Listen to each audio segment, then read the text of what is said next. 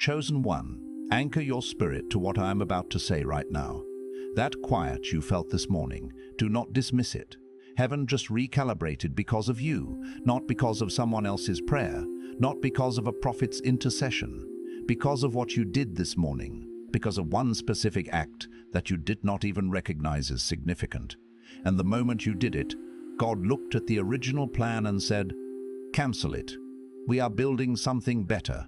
The enemy is working overtime right now for one reason and one reason only. He watched what happened this morning and he knows what heaven just authorized. It all shifts in the next 24 hours. The stagnation, the silence, the feeling that nothing is moving. But here is what you need to understand before we go any further. This is not shifting because your season finally arrived. It is shifting because of what you did. There is a difference, and that difference is everything. You did not find this message by accident. The algorithm did not bring you here. God did.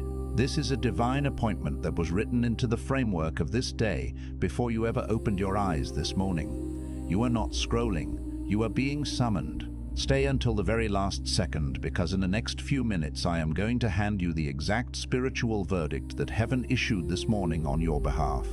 I am going to show you the precise moment your act this morning functioned as a legal decree in the court of heaven. And at the end, I am going to give you the declaration that seals what God just authorized, so the enemy cannot touch it. Do not click away. Your future self is on the other side of this message, and if you leave before the end, you will walk out of this threshold without the verdict that was prepared specifically for you today. I know what the last 72 hours have felt like.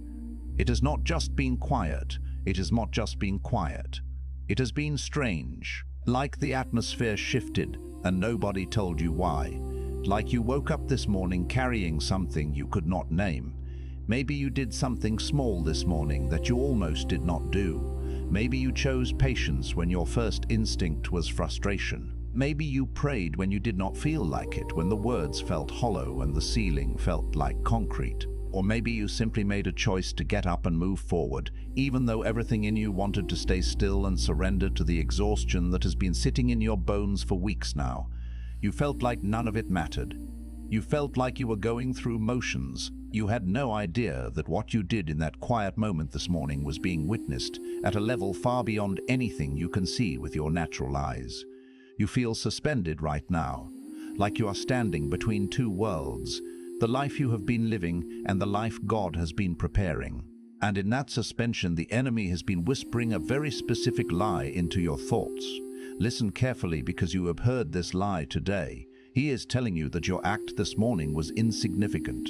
He is telling you that small obedience does not move heaven. He is replaying every delayed promise, every unanswered prayer, every moment this year where you did the right thing and nothing seemed to change. The accuser is using your own faithfulness as evidence against you. He is saying your consistency has not registered. He is saying God did not notice. But I need you to hear what the scripture actually says about this moment. Zechariah 4:10 says, "Do not despise these small beginnings, for the Lord rejoices to see the work begin." Listen to that. The Lord rejoices, not tolerates, not acknowledges, rejoices. Heaven does not grade obedience by size. Heaven responds to the posture of the heart behind the act. And what you carried into that moment this morning was not small. It was the posture of someone who chose God when it cost them something. And that kind of obedience does not go unnoticed. It goes into the record. It becomes evidence. It becomes the legal ground upon which heaven moves. The enemy told you that your small act this morning was invisible. God just canceled his entire original itinerary because of it. The heaviness you feel right now is not the weight of being forgotten. It is the weight of transition. It is the pressure that builds in a room right before every wall shifts. You are not standing in delay. You are standing in the final seconds before recalibration becomes visible. What you did this morning was not routine. It was not weakness. It was not wasted. It was the act that moved heaven's hand.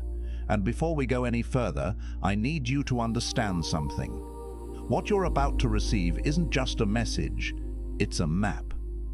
Some of you have been circling the same mountain for years, knowing something is there but unable to name it. You feel the pull, the ancient knowing, the whisper of a destiny just beyond your grasp, like a forgotten melody haunting the edges of your awareness. The Chosen One's blueprint was written for this exact moment in your journey, a divine roadmap designed to illuminate the terrain of your soul. It's a profound unveiling, an 8-chapter journey that decodes the intricate tapestry of why your life unfolded the way it did, why the suffering arrived so early, like an uninvited guest to your childhood, why the isolation felt so complete, as if you were the last soul on a silent planet, and most crucially, what divine forces are unlocking right now in this season of your life, preparing you for an unprecedented harvest.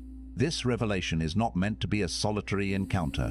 It also comes with the full audiobook, a portable sanctuary of truth, so you can carry this wisdom with you during prayer, during quiet moments of introspection, during the times when you need its divine assurance most.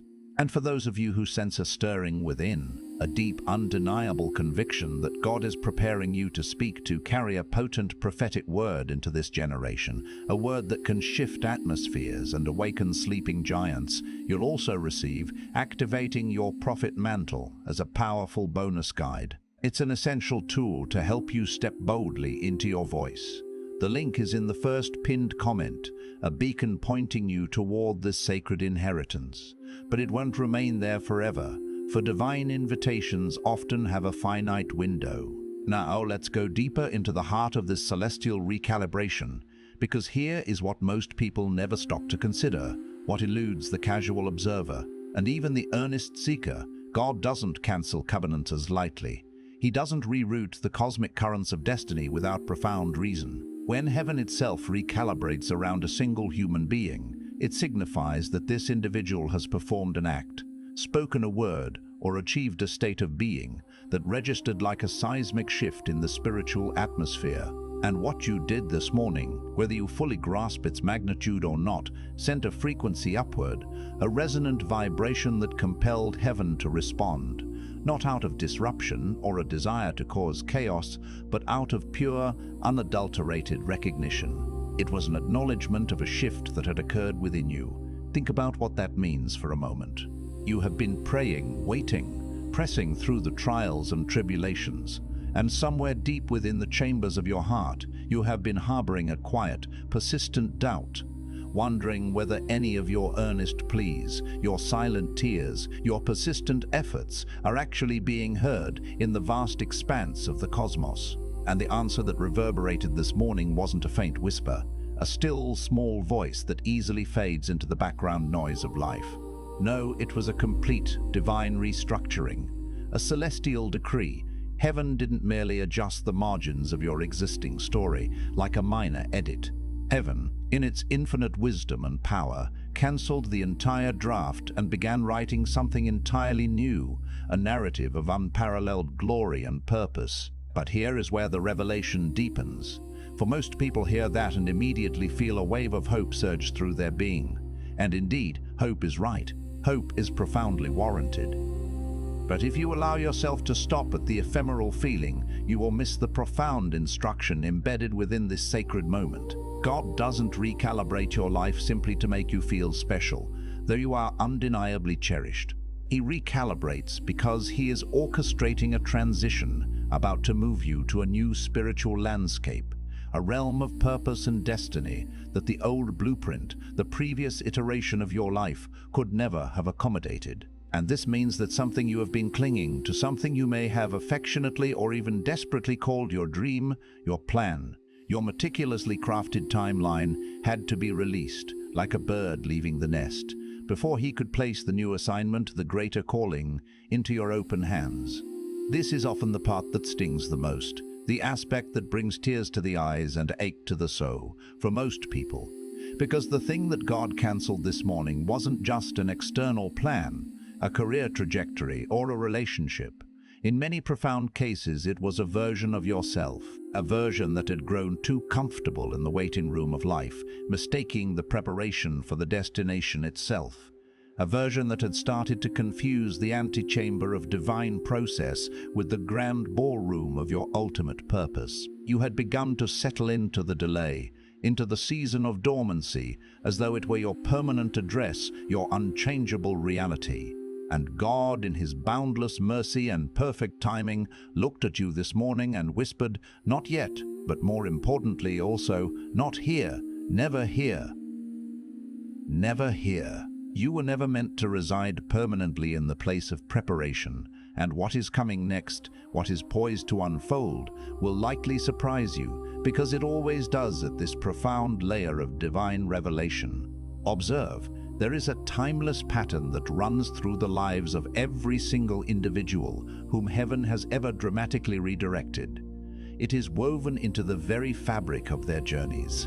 It shows up with breathtaking clarity in the story of Abraham, when God commanded him to leave everything he knew, every familiar comfort, every deeply ingrained security, without even providing him with a clear destination. It manifests in the poignant narrative of Ruth, who walked away from the known and the comfortable, a widow leaving her homeland in the direction of a harvest she couldn't yet see, driven by an unseen promise.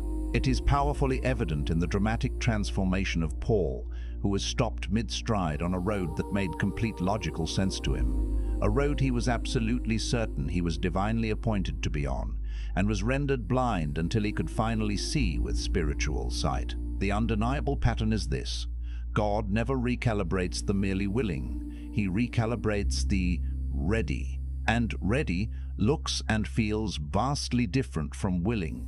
Willing says, "I will go, but only if the conditions are exactly right, if the path is clear and the outcome is guaranteed." Ready, on the other hand, says, "I have already let go of the need for guaranteed conditions. I am committed to the journey, whatever it may hold." This morning, something within you, perhaps a subtle release, a quiet surrender, finally let go. Maybe you didn't even feel it consciously, like the gentle unfolding of a petal. Maybe it happened in the liminal space of the quiet before you were fully awake. In that thin, sacred space between sleep and waking, where your conscious defenses are lowered and your spirit speaks with a clarity and freedom that your analytical mind rarely allows during the waking hours. Something deep within you released its grip, and heaven noticed. The spiritual registers lit up, and the entire architecture of your next season, the very blueprint of your future, shifted in immediate, powerful response. But here's the part no one wants to hear, the truth that can initially feel like a harsh wind, and it absolutely needs to land with divine gravity before we go any further on this sacred path. The recalibration isn't solely about what God is adding to your life, the new blessings, the expanded opportunities, the divine appointments. It is equally and perhaps more profoundly about what he is removing, and some of what he's actively removing right now with divine precision. You are still desperately trying to hold on to, like a child clinging to a broken toy. Some of what he's canceling, with heavenly decree, you have been passionately praying to keep. There are relationships in your life that felt like destiny, like divinely ordained partnerships, but were in actuality subtle detours designed to teach you lessons before you reached your true destination. There are opportunities that gleamed like brightly shining open doors, but were, in reality, rigorous tests of your spiritual discernment and your ability to distinguish the divine from the deceptive. There are versions of success, glittering mirages you've been relentlessly chasing, that, if God had allowed you to reach them, would have ultimately taken you further from your actual divine calling, not closer to it. And this is the inherent tension, the profound paradox of divine recalibration. It doesn't always feel like a blessing when it initially begins. It often feels in the moment like a devastating loss. Stay with me, I implore you, because what is coming next is the very path that holds the power to break the cycles of the past and set you free into your appointed destiny. Joseph understood this tension, this agonizing paradox, better than almost anyone in the sacred texts. He carried a dream, a genuine, palpable, God-given dream, and for years after receiving it, everything that transpired in his life appeared to be the polar opposite of that dream coming true. His own brothers, those closest to him, stripped him of the coat of many colors, a symbol of his identity and his father's favor, casting him into the darkness. He was thrown into a literal pit, a place of abandonment and despair. Sold into slavery, his freedom and dignity ripped away, falsely accused, his character maligned, imprisoned, his potential confined. And yet, at every single point of apparent cancellation, of utter devastation, God was not absent. God was actively constructing. The pit was not a punishment. It was a powerful, albeit agonizing, preparation for the palace. But Joseph, trapped in the suffocating darkness of the pit, could not see the grand design. He had to keep trusting without any tangible evidence. He had to preserve the integrity of his spirit without the comfort of a timeline. He had to allow God to recalibrate his circumstances, again and again, without allowing the relentless recalibration to curdle into bitterness and resentment. And this is precisely where I need to speak directly to someone watching this right now, to the one whose heart is resonating with this very struggle. You have been in a pit, perhaps not a literal pit of darkness and despair, but spiritually, in a place where your magnificent gifts were visible to all but tragically unused, where your divine purpose was deeply felt within your soul but remained frustratingly unexpressed, where the dream that God himself placed within your core was vibrantly alive but buried beneath layers upon layers of profound disappointment and deferred hope. And in your anguish you have been crying out to God, asking him, why hasn't the breakthrough come yet? But the true question that heaven has been patiently waiting for you to ask, the pivotal inquiry that unlocks the next stage of your destiny, is not why hasn't it come? The real question is this: am I truly ready to receive it in the exact form that God has chosen, rather than the idealized form that I have stubbornly imagined? Because here is what most people miss entirely.